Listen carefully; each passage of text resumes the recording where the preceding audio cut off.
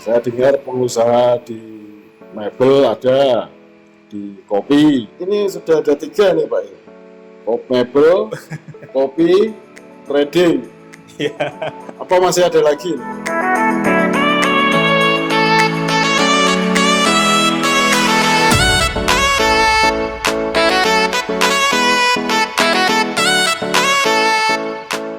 Oke, terima kasih Pak Irawan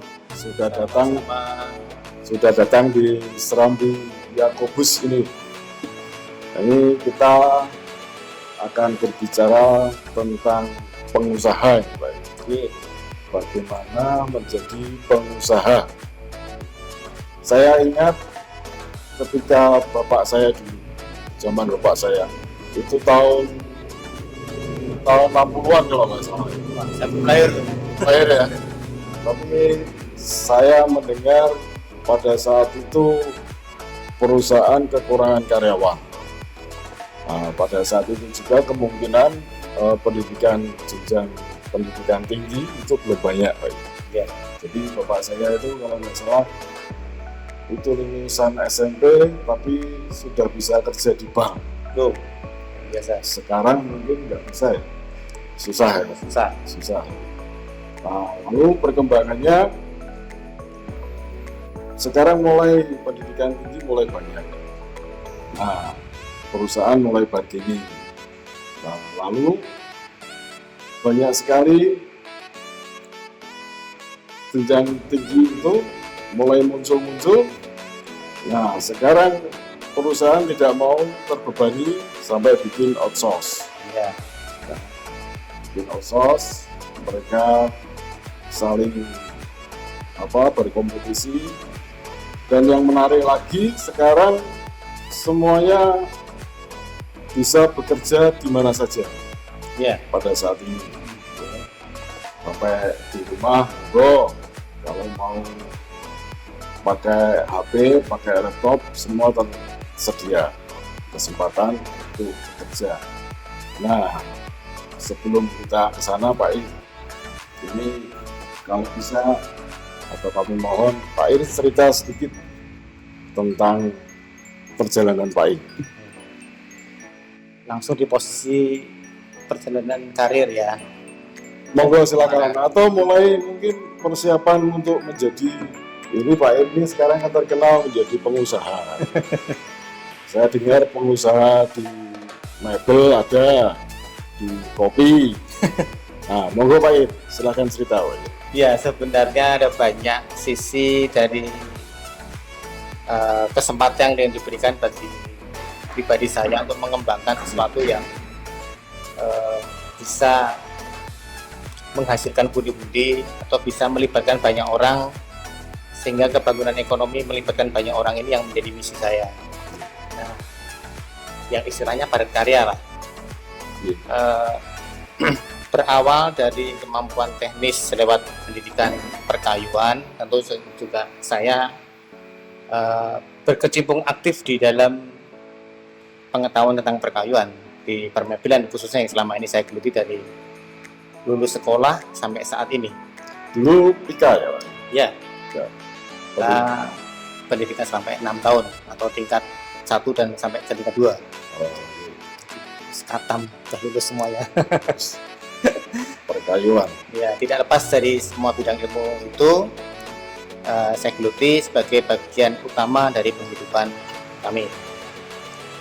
Namun dengan perkembangan waktu, tadi yang sudah dikatakan Mas Didi, banyak hal yang bisa kita ambil dari kesempatan-kesempatan kegiatan yang saya lakukan, seperti hanya tadi dikatakan kopi. Oh ya, saya tertarik dengan kopi karena tadi sesuatu hal yang menarik bagi saya itu selalu ingin saya seriusi.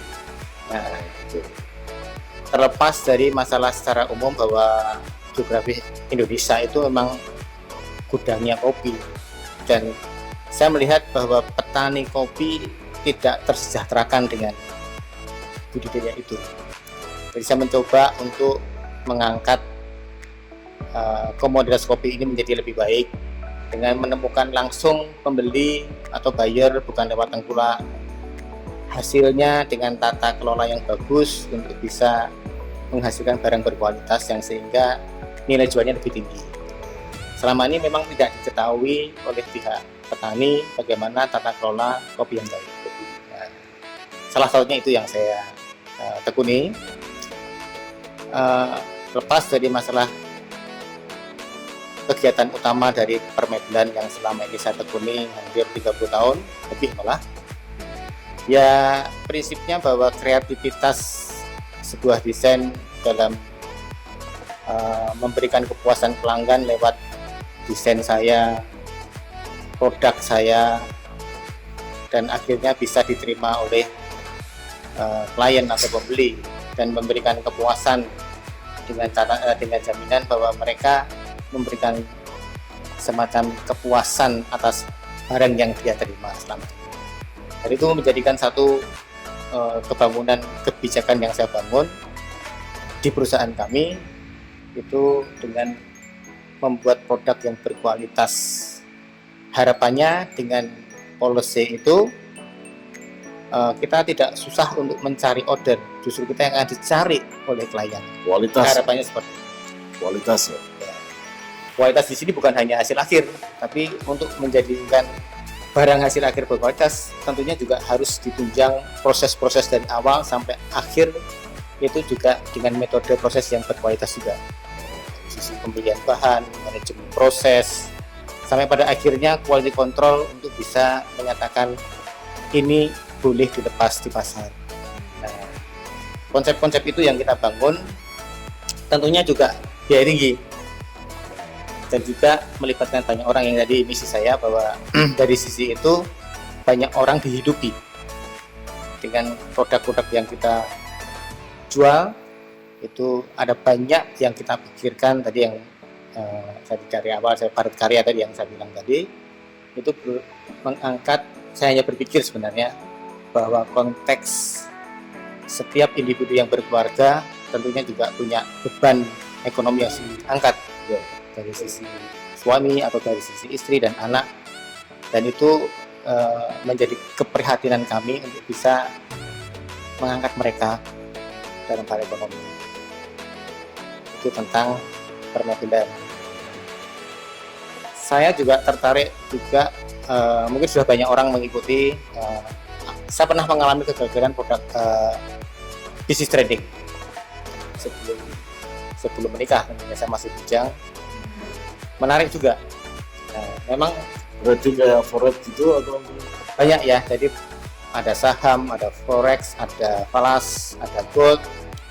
Dulu saya gagal di saham karena kalau dulu kan belum ada teknologi ya, tahun 95-96 itu belum ada teknologi. ini sepertinya Mbak Tata nanti gurunya Ya, bisa jadi gurunya. Terus saya mengalami kegagalan karena saat itu tidak ada teknologi yang mendukung. Jadi broker pialang itu hanya menunggu konfirmasi dari kami untuk decision buy atau sell. Nah, pada saat itu tidak bisa menghubungi saya karena konteksnya harus pihak penentunya ada di pihak kami, tidak ada penentuan, akhirnya loss, hilang komunikasinya ya. komunikasinya. Nah, dengan berjalannya waktu, ada tawaran lagi nih akhir-akhir ini, saya coba untuk membuka kembali pengalaman yang saya alami untuk menjadi perbaikan di masa yang akan datang ini. Jadi saya mencoba masuk. Ya, konsekuensi dari trading itu investasi yang tinggi, keuntungan yang tinggi, juga resiko pun juga tinggi. Namun kehati-hatian dalam suatu proses memutuskan membeli atau menjual itu menjadi bagian penting. Kalau kita harus tahu persis dan dalami proses-proses di dalamnya. Artinya kalau kita bicara trading itu ada chart atau flow fluktuatif dari pergerakan setiap komoditi yang dijual, itu dimana kita mau dua sisi pun kita dapat untung, jual untung, beli pun untung. Nah, keduanya di dua sisi menguntungkan. Nah, pandai-pandailah kita untuk bisa mengatur waktu, mengatur posisi dalam posisi pergerakan trading tadi. Nah, ini saya hanya mengacu pada konsep bekerja cerdas. Artinya tadi yang dikatakan, kita tidak terikat waktu, tidak terikat tempat, dimanapun kita berada, kita bisa ambil decision, ambil keputusan dalam bisnis itu. Dan saya mengalami itu. Memang ada proses-proses dalam 2 minggu terakhir ini baru 2 minggu nih saya berjalan nih, dan profit yang saya dapat cukup tinggi. Wah, lumayan. Ya, Berarti ini sudah ada 3 nih Pak. Pop mebel, kopi, trading. Apa masih ada lagi nih? selalu berkembang terus. Gimana ada potensi yang mimpi saya sebenarnya yang terakhir itu sebelum tadi saya katakan dari apa yang saya katakan, saya mau serius di bidang komoditi pertanian. Kenapa begitu? Karena di mana ada makhluk hidup, terutama manusia di dalamnya, itu butuh konsumsi makan. Kenapa saya pilih pertanian? Selama masih ada manusia, berarti kebutuhan pangan ini nggak pernah mandek. Artinya bisnis yang tidak pernah berhenti, tidak pernah putus, dan tidak ada resiko. Ya. Kenapa saya berpikir ke sana? Yaitu kami punya mimpi dari keluarga ingin tinggal di desa setelah masa tua tentunya, itu bisa menikmati apa yang menjadi anugerah Tuhan lewat alam tadi. Lepas dari itu, kami akan mencoba untuk membuat jaringan bisnis di sana yang mengangkat para petani dengan community yang dia juga, tentunya dengan teknologi pertanian yang bagus ya, dari sisi pemupuan, penanaman, dan seterusnya pada saat hasil panennya. Jadi berarti nanti bisa lain-lain dan lain-lain lagi ya? Pasti masih berkembang, karena tadi dunia ini selalu inovatif dan selalu berubah. Nah ini Pak, menurut Pak I, konsep seorang pengusaha itu apa? Pertama harus kerja keras, yes. Dan jangan pernah putus asa. Kegagalan itu hal yang biasa, saya sering alami. Tapi kita tidak bisa merasakan kekecewaan kalau tidak mengalami kegagalan. Justru dari kegagalan itu, sebenarnya misi saya bukan, polisi saya bukan kegagalan, tapi keberhasilan yang tertunda. Saya selalu mikir begitu. Kegagalan adalah keberhasilan yang tertunda. Oke. Lalu pengusaha itu sebenarnya apa dia pemilik perusahaan itu disebut pengusaha, atau orang yang melakukan usaha apapun itu disebut pengusaha, atau bagaimana Pak? Ada Bagi saya, seseorang yang melakukan suatu usaha itu adalah pengusaha. Oh gitu. Ya, apapun tentunya juga menjadi otomatis kalau pelaku usaha itu ya sebagai pemilik usaha pasti Gitu ya. ya, karena dia mesti akan punya capital atau modal di sana, entah itu tenaga, entah itu memang punya uang. Terlepas besar kecilnya lingkup usaha itu. Nah ini kita coba mengingat Pak, di tempat kita itu ada Mas Pur, Betul. ya. Ada usaha gas sama Air mineral, air minum. mineral ya. Ya, Lalu siapa lagi? banyak lagi Bu Haji, Bu Haji itu makanan, Roy, Pak Roy itu sama tuh. ya. Itu lumpia, terus Nah, Mbak Ana itu kos-kosan. juga- Oh iya, tadi saya belum disebut ada kos-kosan juga di rumah. itu pengusaha kos-kosan. Oh iya, Berarti bapak kos gitu ya. lebih banyak ibu yang mengelola. Oh. Lalu Pak Didi pribadi, Ya, itu ada Itu- pengadil kendaraan spare part ya. spare part. Lebih tepatnya kendaraan diesel ya, Isuzu. Oh, betul. Sur, Pak Suyadi, ya. permebelan, ya sama Spesialis kayu jati ya. kayu jati untuk pintu dan jendela ya, itu banyak kan gitu. Terus siapa lagi? Kita, Banyak kita, Mbak Tata, Mbak Tata itu spesialis beras. Terus Mas Aren Karen, itu logistik kalau nggak salah ya. transportasi. Transportasi. Itu berarti kita kan punya potensi banyak. Banyak.